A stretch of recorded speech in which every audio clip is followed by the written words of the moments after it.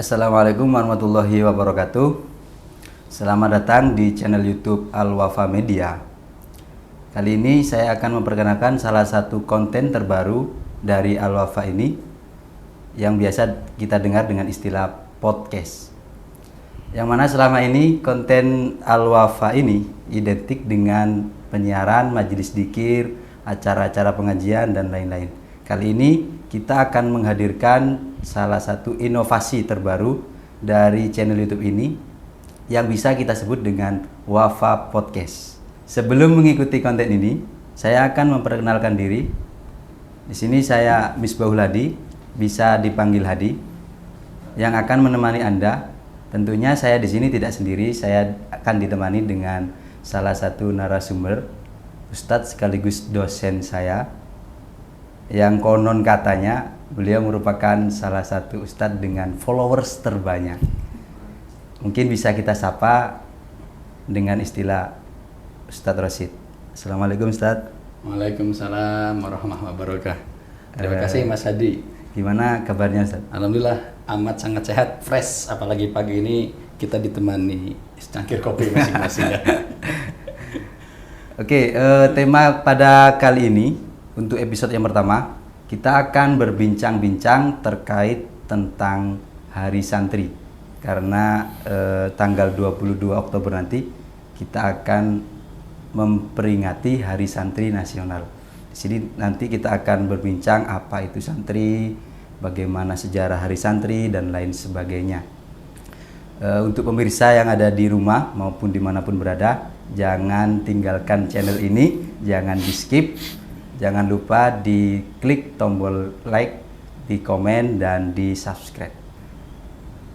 Oke, kali ini di bulan Oktober ini kita sebentar lagi akan memperingati Hari Santri Nasional.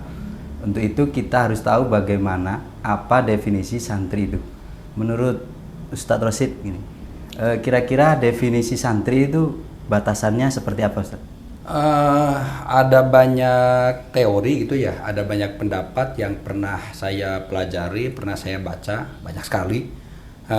Di antara baik tokoh nasional maupun internasional, yang paling terkenal adalah pendapat seorang penulis, Zamakhsyari Dhofir namanya, dalam buku Tradisi Pesantren. Kemudian sampai pendapatnya yang bagus ini kemudian sampai diakomodir oleh seorang peneliti dari Belanda, Martin van Brunesen. Ini salah satunya. Menurut Zamakhsyari Dhofir, santri itu berasal dari dua suku kata. San itu artinya manusia baik, tri itu artinya suka menolong. Jadi santri itu bagus kan, konotasinya sudah bagus. Manusia baik yang suka menolong, santri. Tapi ada pendapat yang sejujurnya saya nggak suka karena saya sendiri santri sampai sekarang gitu ya. Pendapat Clifford Geertz, seorang antropolog dari Amerika tapi banyak melakukan penelitian di Indonesia. Berarti termasuk orientalis gitu Ustaz?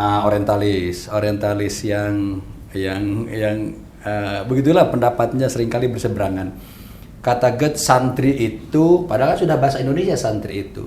Katanya berasal dari bahasa India sastri. Sastri itu orang yang terpelajar dan pandai menulis, tapi dalam pengertian agama Hindu. Nah, kemudian ketika Islam masuk ke Indonesia, kan lebih dulu agama Hindu menurut sejarah kan begitu. Nah, istilah sastri itu kemudian diakomodir oleh orang Indonesia, terjadi akulturasi budaya katanya. Kemudian tokoh-tokoh Islam, para ulama zaman terdahulu membuat pesantren. Kemudian diambillah pinjem istilah sastri itu digunakan untuk istilah santri. Ini menurut Geertz gitu ya. Bicara santri tentu kita nggak bisa lepas dari bicara pesantren.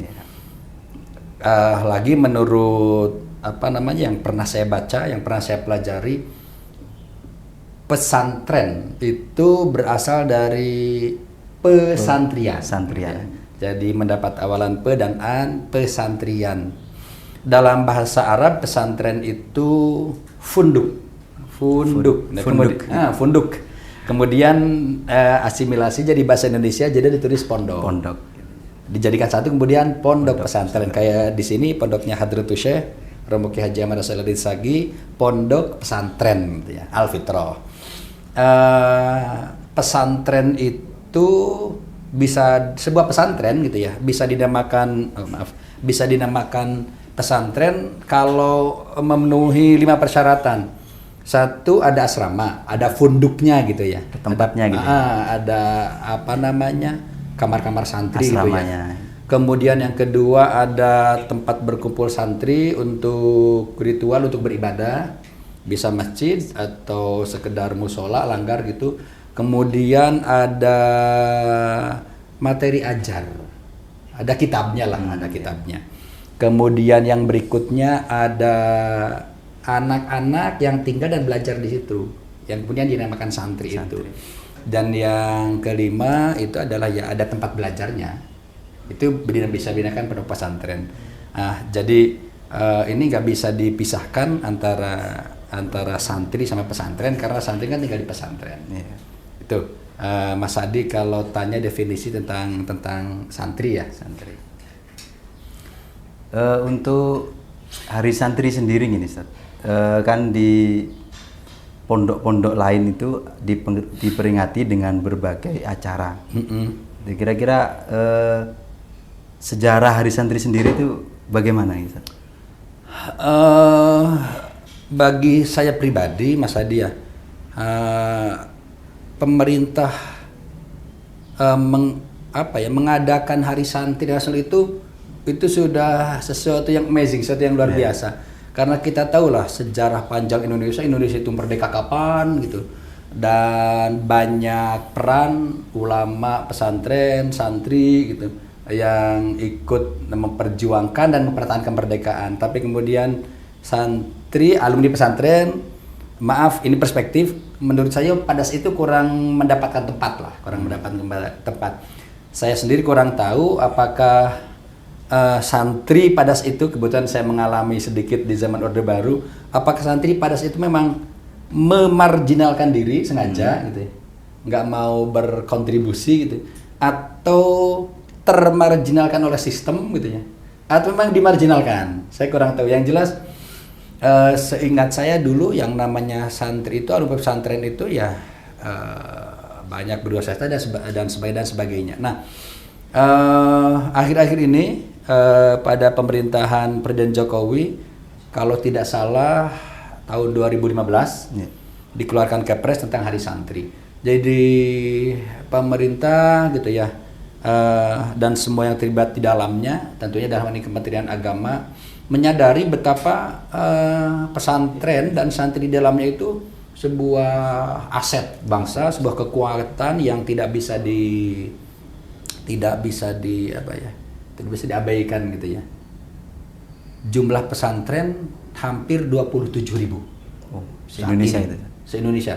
Data 2022 27.000, dan itu yang terdata di Kementerian Agama saja. Yang tidak terdata bisa jadi jauh lebih banyak dari itu. Biasanya di desa-desa pelosok itu banyak pondok yang kecil-kecil gitu, atau yang belum mau gitulah mendaftar ke Kementerian Agama gitu. Bisa jadi 2 kali lipat sesungguhnya.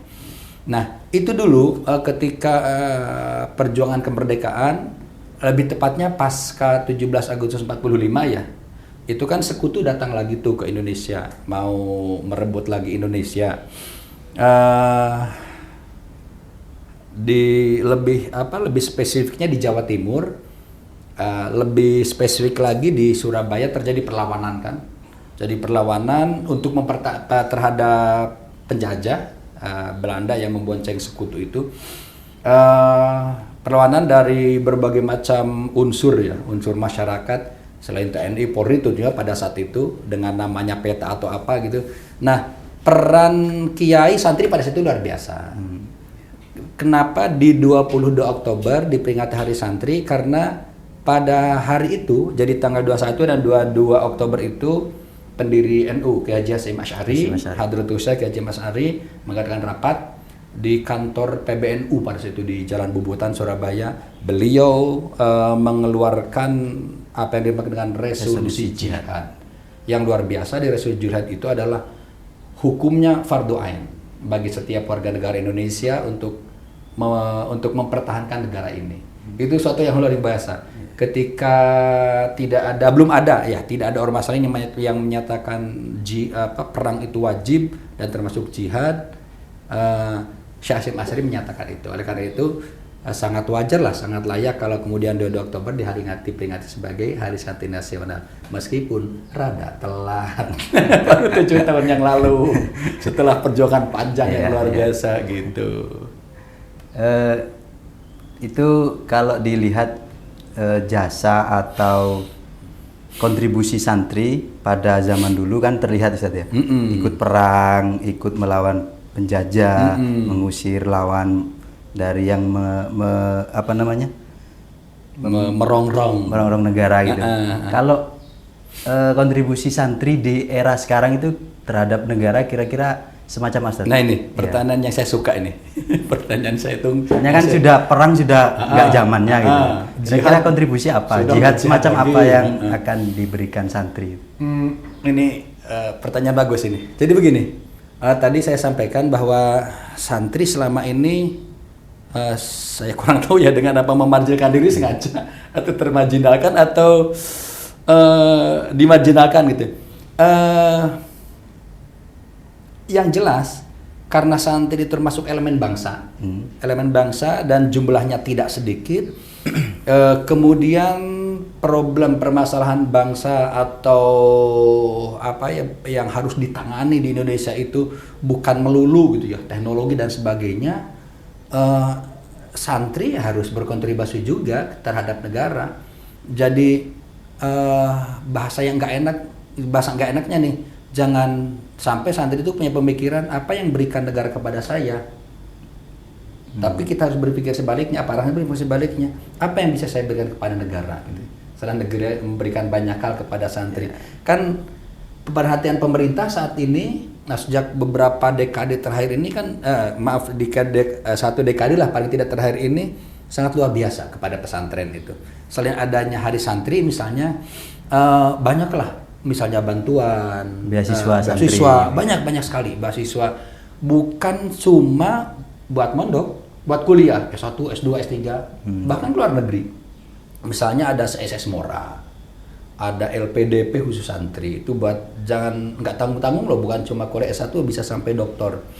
Itu sudah perhatian yang luar biasa dari pemerintah untuk pesantren dan santri pada khususnya. Ya oleh karena itu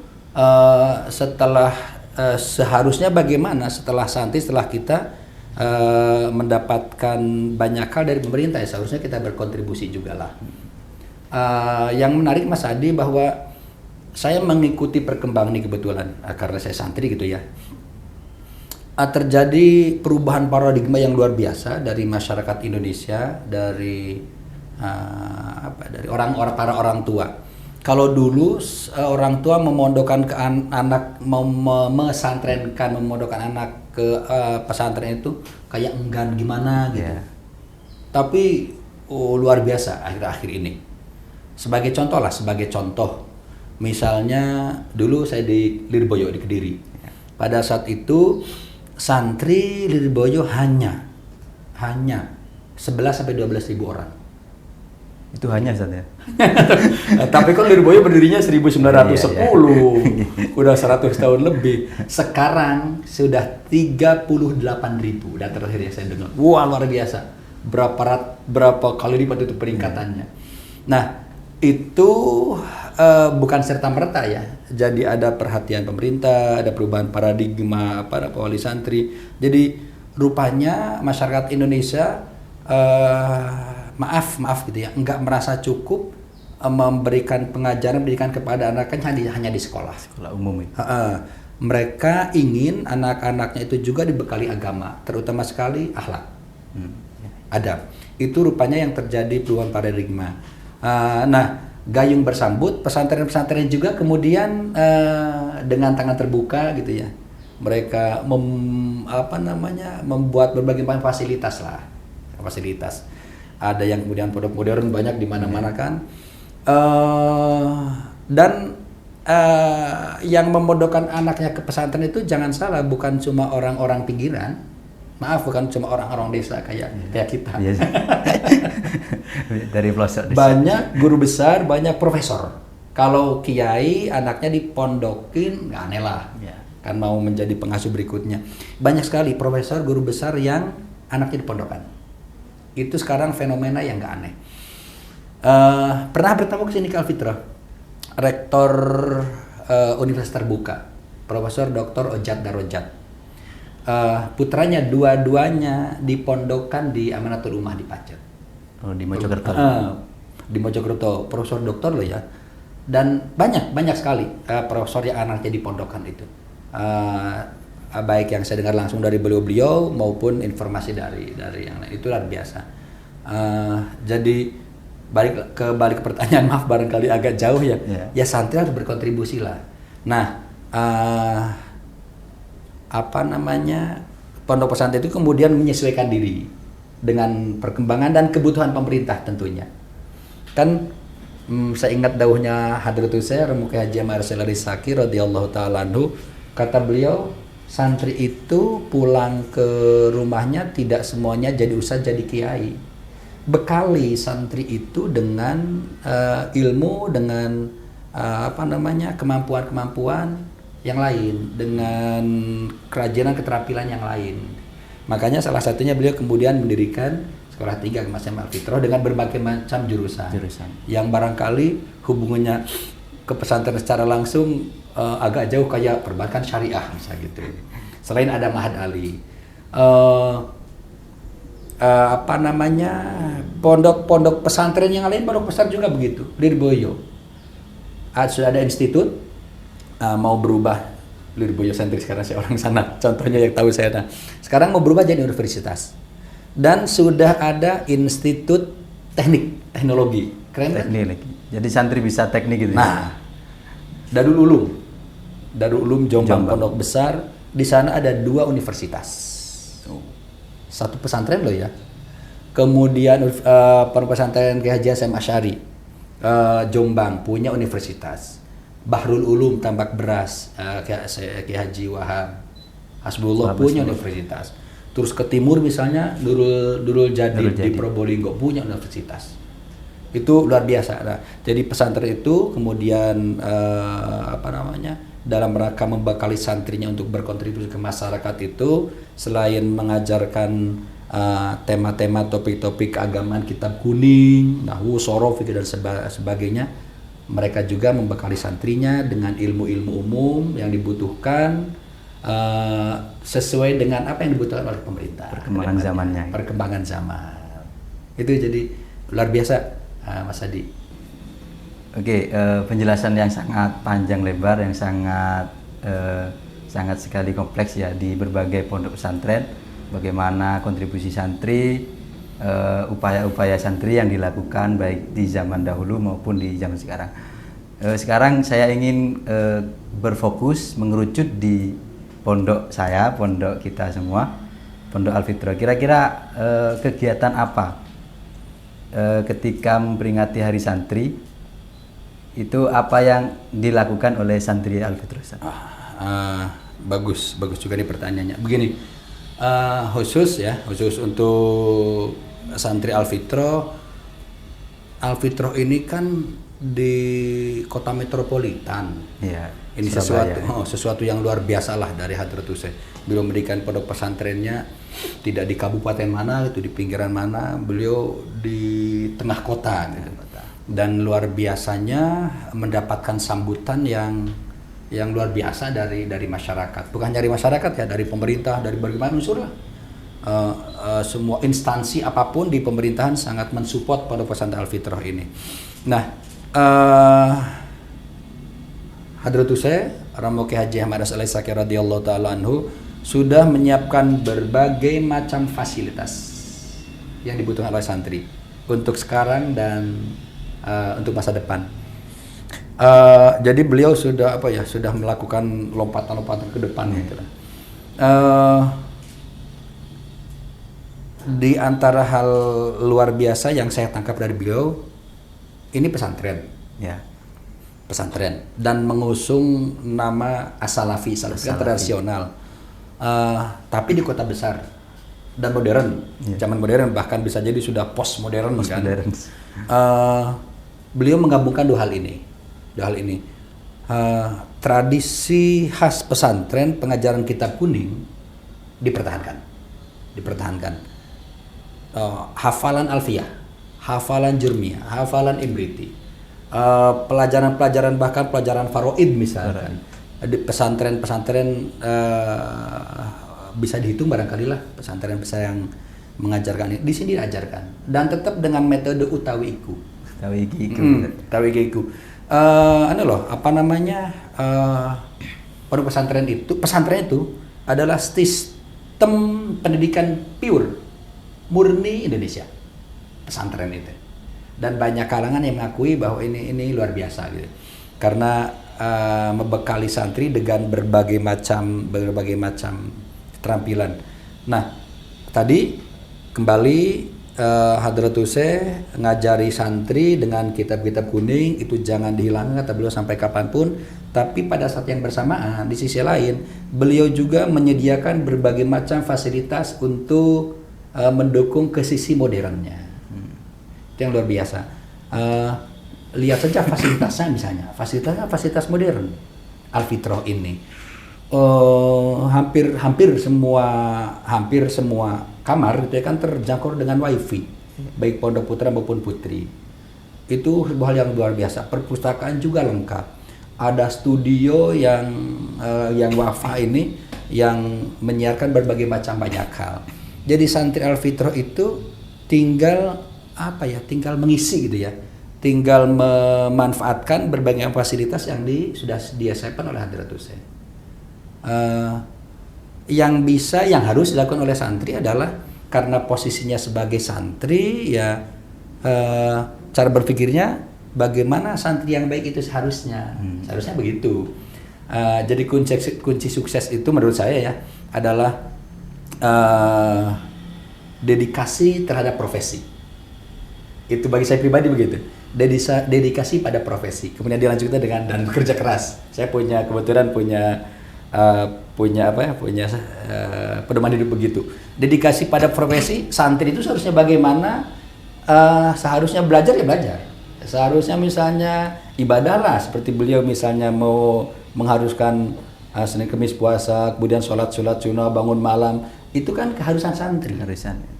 Kewajiban lah berkaitan begitu, ya harus begitu.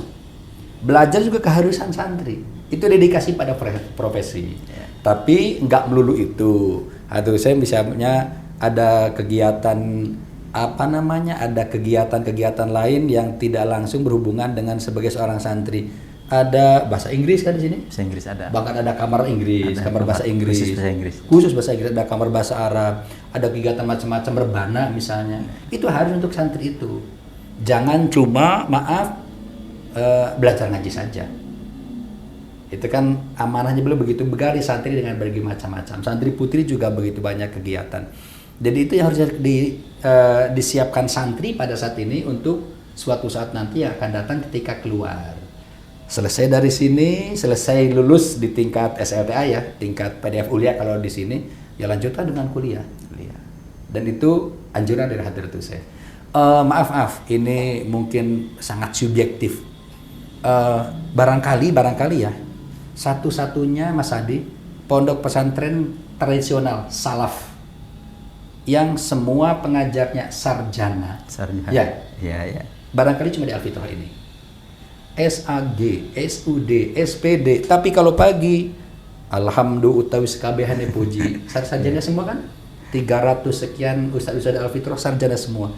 Itu hal yang luar biasa. Dan bukan cuma S1. Yang S2 sudah nggak kehitung sekarang itu kan. Dan tetap utawiiku. Tapi mereka juga di dosen, di Ma'had Ali, di Ma'had Jami'ah, di sekali Setai Al-Fitrah, yang dokter juga banyak. Itu jadi persiapannya begitu ya. Untuk wali santri, untuk santri juga barangkali suatu nanti melihat podcast ini, itu yang harus dilakukan. Untuk wali santri, support santrinya, kebutuhannya untuk santri, untuk wali santri, untuk santrinya ya belajar yang rajin. Karena ini temanya Hari Santri saja. Di pondok-pondok lain juga banyak yang mengadakan upacara bendera. Apakah di pondok ini juga ada upacara semacam itu, Ustaz? Upacara bendera memperingati Hari Santri gitu. Sebentar, saya pengen iseng nih. Narasumber boleh nanya nggak? Mas Adi berapa tahun mondok di sini? Hampir 12. Wih, amazing. 12 tahun. Ya, sejak 2010. Separuh dari umurnya dihabiskan di pesantren. Alhamdulillah. Jangan-jangan waktu itu penyiar waktu Hari Santri kapan ya? Alfitrah kan di Gelora. Yeah. Di Gelora 10 November kan sepak bola. Iya. Yeah. Kayaknya suaranya iya. Ya, Pantas. Saya kok suaranya dari tadi ini pernah dengar ya suara ini. Enggak kelihatan orangnya. Saya waktu itu kebetulan sambil nyetir mobil sambil saya cuma dengerin kan nggak kelihatan ternyata sukses lah. Itu kan contohnya. Yeah. Santri kok bisa jadi penyiar sepak bola? Bung Jebret ini kan. Dan di stadion loh ya, jangan salah. Di stadion tempatnya bonek. Tempatnya gini. Tempatnya kawan-kawan Uksafi Corporate Community Bread. Santri lo bisa ke sana dan jadi host. Selamat, lanjutkan. Selesai S berapa sekarang? Sekarang masih S2. Lagi S2? Iya. Wih, keren. Lanjutan. 12 tahun, lulus tambah 2 tahun lagi. 14 tahun. Lebih dari separuh umur. Ya, di Alfitrah ada peringatan Hari Santri. Dan 17 Agustus. Para pemirsa gitu ya? Iya. Yang sering lihat akun YouTube pengajian Hadratus atau Majlis Dzikir, coba deh sekali-kali lihat peringatan upacara, baik 17 Agustus maupun HSN Hari Santri Nasional. Itu keren santri Alfitrah itu. Pasukan bendera itu terdiri 17 845 kayak di Istana Negara. Pakai jubah, sepatu. Itu sampai saya ingat Kapolsek Kenjeran ini, saya lupa namanya, dari Bojonegoro, sampai nangis lihat santri baris berbaris begitu dengan khidmat begitu, nangis. Apa Kapolsek itu terheran-heran gitu. Kalau bukan cuma heran, jadi terharu. Selesai upacara masih sambil terisak gitu, matanya masih merah. Ustaz, luar biasa Alfitrah ini katanya. Saya saja di Polsek nggak begini. Polres, ya kan, KP 3 Tanjung Perak sampai mensupport kirim minjamin bendera yang berapa panjangnya waktu itu. Iya, wah, luar biasa. Jadi Hadratus itu benar beliau kiai tradisional dengan pengajian tasawufnya, urusan hati. Tapi kalau bicara kecintaan terhadap negara, beliau luar biasa. Kalau beliau berpesan kalau ada undangan dari instansi apapun, pemerintah maupun swasta, undangan untuk beliau kan nggak berkenan hadir. Beliau mewajibkan untuk ada yang mewakili. Diundang gubernur datang, pengurus pondok. Diundang sampai sekarang, diundang Kodam, diundang apapun harus datang mewakili beliau sampai sekarang. Jadi hubungan harmonis pemerintah sama pondok pesantren Alfitrah itu yang membuat pemerintah berbagai macam instansi betapa dekat sama Alfitrah. Ini yang harus dijaga gitu ya. Peringatan 17 Agustus juga dan HSN nggak tanggung-tanggung, yang melatih kan marinir. Pak Hadi kemudian namanya. Dan Pak Hadi melihat ini, yang melatih beliau. Jadi benar-benar profesional. Itu yang membuat saya pribadi dan beberapa kawan-kawan dosen gitu ya. Jadi Alfitrah ini sufistik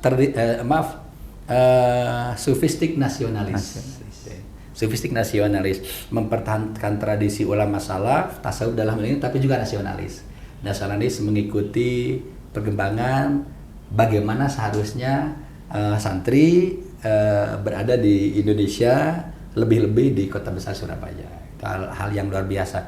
Jadi Alfitrah sangat terbuka untuk hal yang seperti itu. Gitu, Mas Adi. Kalau Jauh ini kan saya juga santri, pernah mengikuti upacara Hari Santri.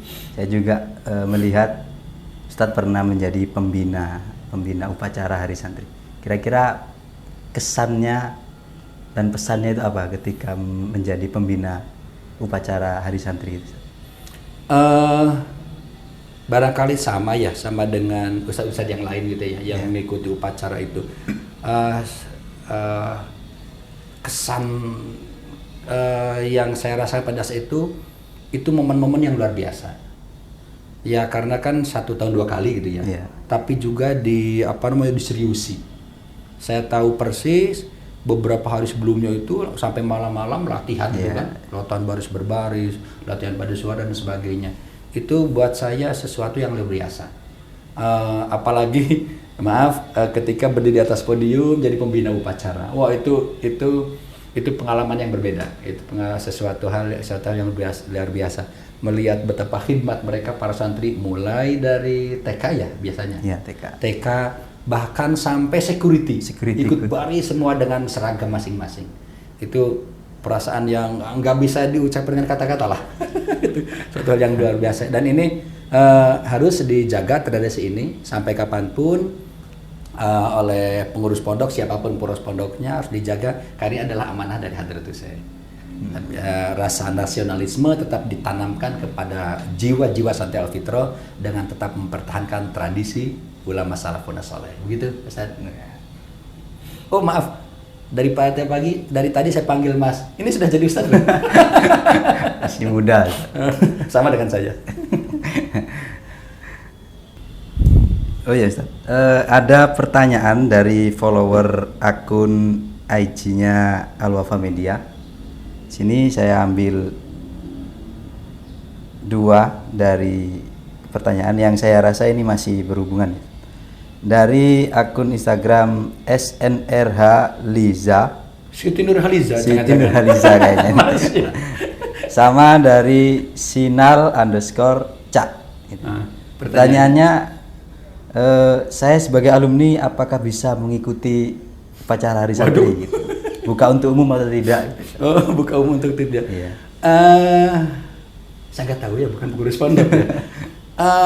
Itu di jam sekolah kan, tanggal 22 nanti ya. Insya Allah ada upacara hari apa itu? Hari Sabtu ya, 22 Oktober yang akan datang itu. Insya Allah ada upacara, ada kegiatan yang lain biasanya khusus untuk santri, tapi yang upacara ini saya kurang tahu.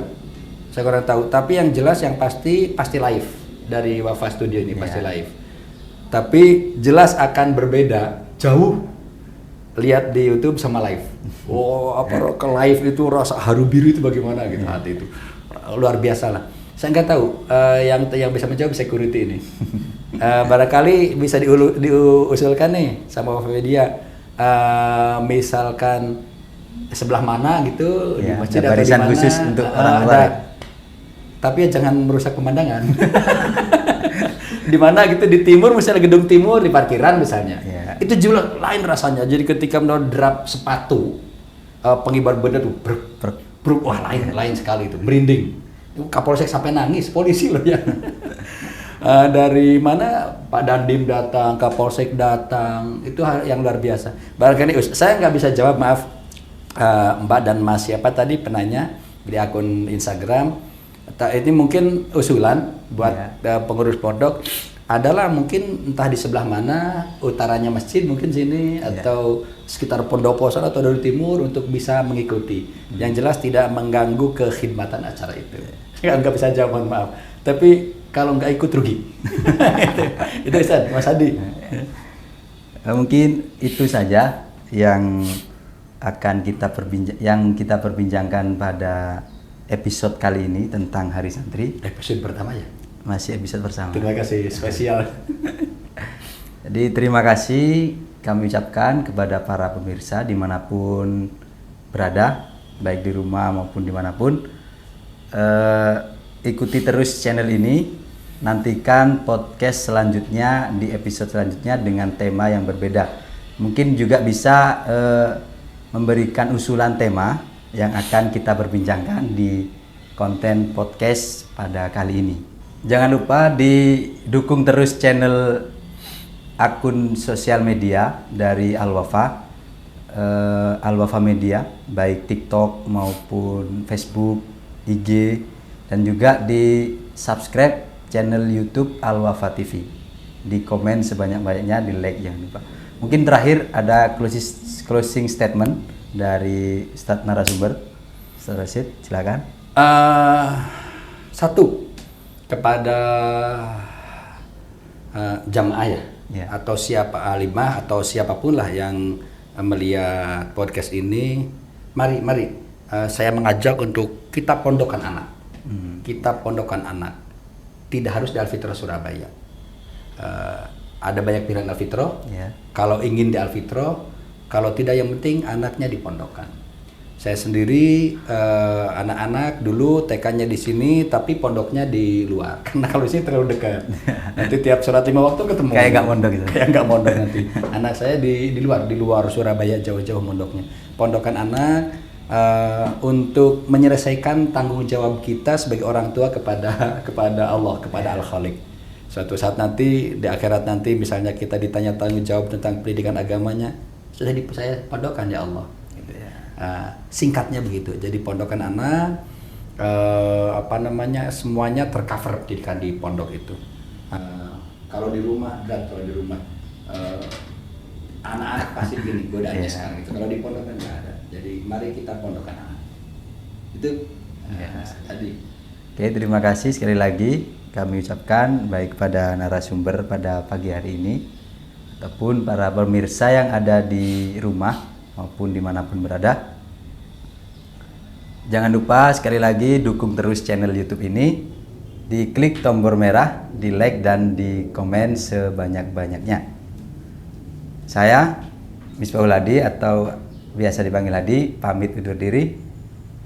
Terima kasih. Wassalamualaikum warahmatullahi wabarakatuh. Waalaikumsalam.